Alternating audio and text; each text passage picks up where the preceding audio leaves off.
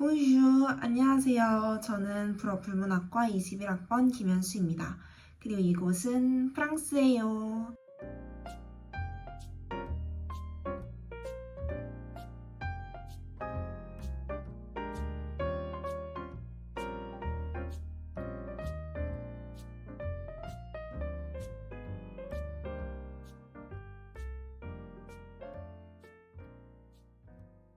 엊그제 프랑스에 도착한 것 같은데 벌써 한국으로 돌아갈 시간이 와버렸습니다.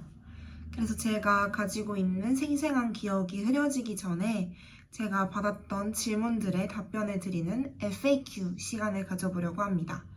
제가 여러분이 궁금해하실 만한 질문들과 그리고 제가 인스타 DM으로 받았던 질문들을 모아서 한 번 답변해드리는 시간을 가져보려고 해요.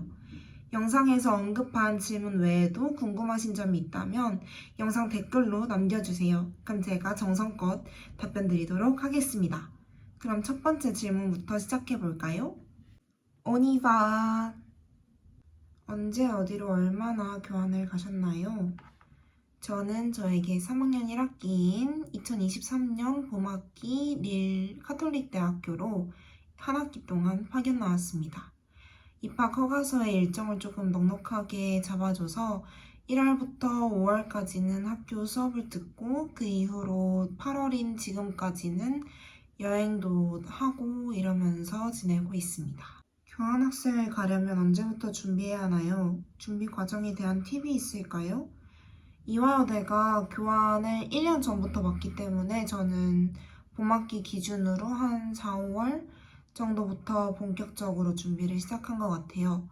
수학계획서 작성해서 제출하고 1학기 종강한 바로 다음날 면접을 진행을 했고요. 저는 불어권을 지원하다 보니까 프랑스어로 면접을 진행했고 그리고 그 이후부터 파견교가 결정되고 파견교에서 요청한 서류들 제출하고 11월에 대사관 면접을 보고 학생비자 발급을 받고 난 다음 1월에 출국을 했습니다. 근데 각종 서류 준비하고 제출하는 게 생각보다 되게 까다롭고 절차도 많고 양도 방대하기 때문에 준비는 좀 미리미리 해두시는 게 좋을 것 같아요. 미리 준비할 수 없는 것들이라고 해도 블로그를 보고 미리 뭘 해야 되는지 리스트 같은 거를 작성을 미리 해두시는 걸 추천드리고 대사관 면접 같은 경우에도 출국일까지 아직 여유있게 시간이 남았다고 하더라도 중간에 서류가 좀 늦게 발행되는 경우도 있을 수 있고 그렇다 보니까 최대한 빠르게 준비하시는 걸 추천드립니다. 어학 실력은 어느 정도셨나요? 저는 객관적으로 봤을 때 델프, 배두까지 취득하고 파견을 갔습니다. 근데 프랑스어권 지역으로 만약에 파견을 오신다면 그리고 프랑스어로 수업을 들으실 거라면 듣기 실력을 조금 늘려서 오시는 걸 추천드립니다. 저도 프랑스어를 꽤 오랫동안 했다고 생각을 했는데 프랑스어로 수업을 듣고 그리고 또 일부 수업은 수업 자료를 주지 않으셔가지고 그냥 그 자리에서 듣고 이해하고 필기하고 하는 그 과정이 조금 초반에는 힘들었거든요. 그래서 만약에 프랑스어권 지역으로 오시게 된다면 듣기 실력을 조금 길러서 오시는 걸 추천드립니다. 수학 계획서 작성 팁이 있을까요? 저는 파견 보고서를 먼저 읽고 가고 싶은 파견교를 대충 정해서 거기 가서 어떤 공부를 하고 싶고 이게 저의 미래에 어떤 식으로 도움을 주는지를 적었습니다. 만약 파견 보고서를 읽고 봤는데도 파견교를 딱 정하지 못했다면 내가 교환학생에 가서 기대하고 있는 것들을 적어도 좋을 것 같아요. 예를 들어서 프랑스에서 교환학생을 하면서 현지 학생들과 함께 수업을 들으며 수업 외적으로도 해당 국가의 문화를 좀 더 배우고 싶다는 식으로 적어도 괜찮을 것 같습니다. 사실 수학 계획서에 적은 학교를 꼭 가야 되는 것도 아니고 솔직히 말해서 제가 희망하는 1순위 학교에 붙을지 안 붙을지도 모르는 상황이기 때문에 너무 파견교 맞춰서 적을 필요는 없을 것 같아요. 그냥 내가 가서 어떤 식으로 공부하고 싶다는 얘기만 적어도 좋을 것 같습니다. 프랑스 리엘로 교환학생을 가게 된 이유가 있나요? 저는 우선 파견교를 정하는 기준이 교환학생을 위한 프로그램이 많은지 그거 하고 여행 가기에 좋은지 이렇게 두 가지였어요. 그리고 제가 불어불문학과다 보니까 프랑스어 실력을 좀 늘리고 싶어서 우선 프랑스로 정해놓고 그리고 그 안에서 이제 지역을 정하기 시작했는데 찾다 보니까 릴 카톨릭 대학교가 교환학생을 위한 프로그램이 많다는 걸 알게 되었고 그리고 영국이나 벨기에랑 인접해 있어서 주변 국가로 여행하기도 좋고 파리로도 떼제베를 타고 1시간 정도만 걸려서 여기 괜찮을 것 같다 해서 정하게 되었습니다. 개인마다 파견교를 정하는 기준은 다를 것 같기 때문에 자신만의 기준을 먼저 정하시는 게 좋을 것 같아요. 이거 꼭 챙겨 라는 템이 있나요? 프랑스에 없는 거 위주로 말씀을 드릴게요. 먼저 첫 번째는 전기장판입니다. 한국으로 치면 겨울에서 초봄 정도의 날씨가 되게 길게 이어져요. 그러다 보니까 거의 한 4월까지 쓴 것 같은 느낌? 가시는 지역이 어딘지는 잘 모르겠지만 프랑스 기준으로 따졌을 때는 정말 유용한 템이었습니다. 그리고 두 번째는 클렌징 폼. 클렌징 오일 있어요. 클렌징 워터도 있고 클렌징 티슈도 있는데 클렌징 폼은 없어요. 저는 클렌징 폼을 쓰는 사람인데 없어서 나중에 가선 조금 불편했거든요. 그래서 처음부터 오실 때 한 2통 정도 사오시면 되게 도움이 많이 될 것 같습니다. 그리고 세 번째는 샤워 필터기. 저는 공용욕실이라서 사용하지는 못했는데 다른 기숙사에서 쓰는 언니들 보니까 되게 좋더라고요. 그리고 유럽 수돗물이 석회수다 보니까 아무래도 피부가 예민하신 분들한테 좋을 것 같고 그리고 진짜 머리가 이렇게 지푸라기처럼 돼요. 그래가지고 샤워 필터 가져오시면 유용하게 잘 쓸 것 같습니다. 그리고 네 번째는 선글라스. 선글라스는 여기 햇빛이 진짜 되게 공격적으로 막 이렇게 찌르듯이 오거든요. 그래가지고 이거는 패션템이 아니라 생존템으로 필요할 것 같습니다. 그리고 막 이건 꼭 챙겨 막 이런 느낌은 아니더라도 챙겨면 좋을 것 같다는 템은 다이소에서 저렴한 돗자리 하나씩 챙겨오시면 좋을 것 같아요. 피크닉 하는 경우가 되게 많은데 잔디밭에 그냥 앉기 좀 찝찝하거든요.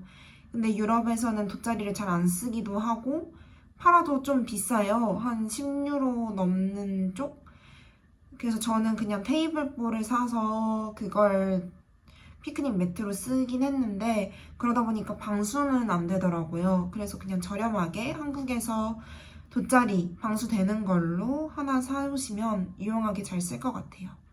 한 달 생활비는 얼마 정도 드셨나요?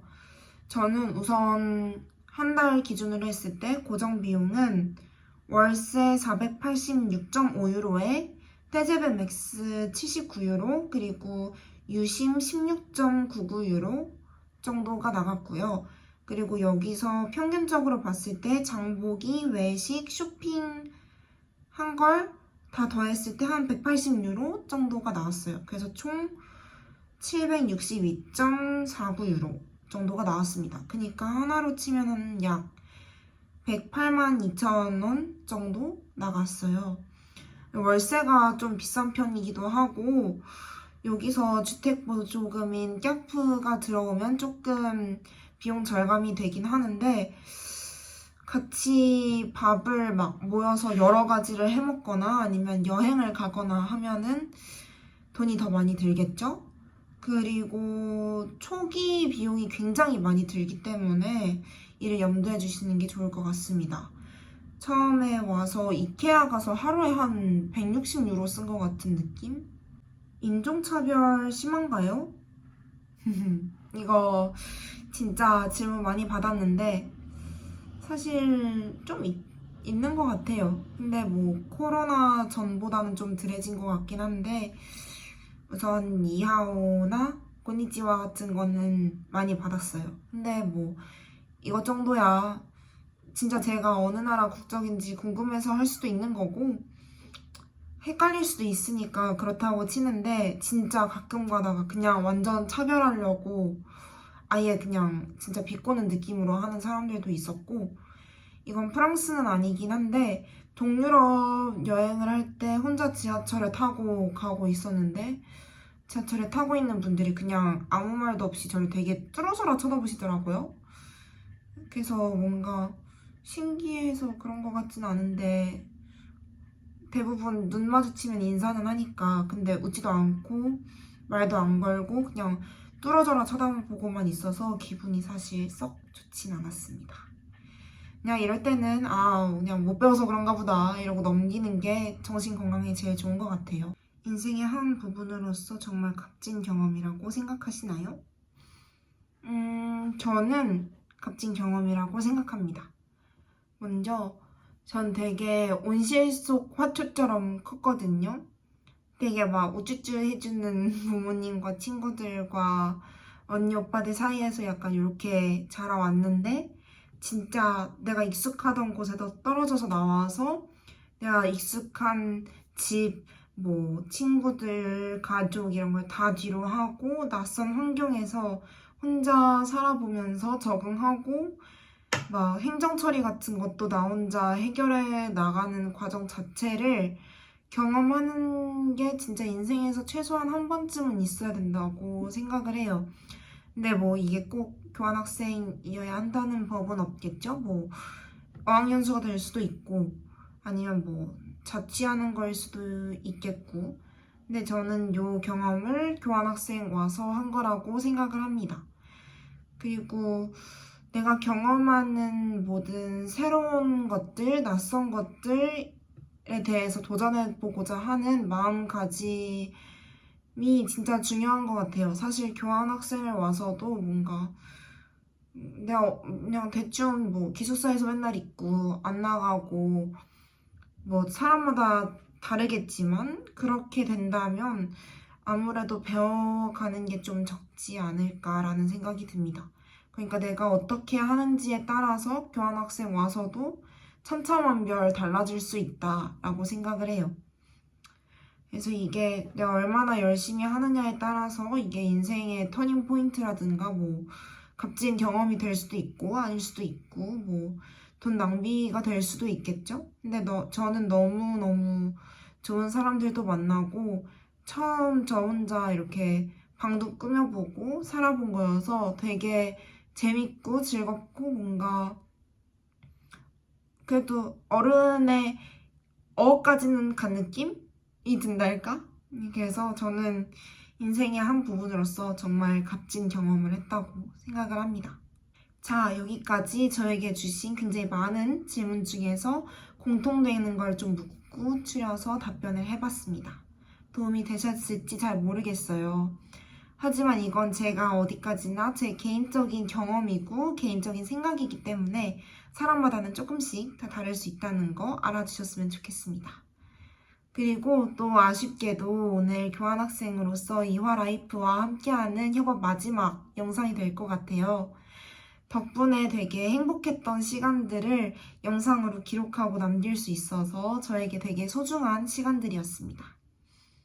너무 감사하고요. 그냥 저의 앞으로 남은 영상들이나 아니면 여행 브이로그 아니면 교환학생 브이로그, 일상생활 이런 거는 저의 유튜브 채널에서 더 찾아보실 수 있기 때문에 여기도 많은 관심 주셨으면 좋겠습니다. 그러면 저희는 2화에서 다시 만나도록 하겠습니다. 안녕! au revoir!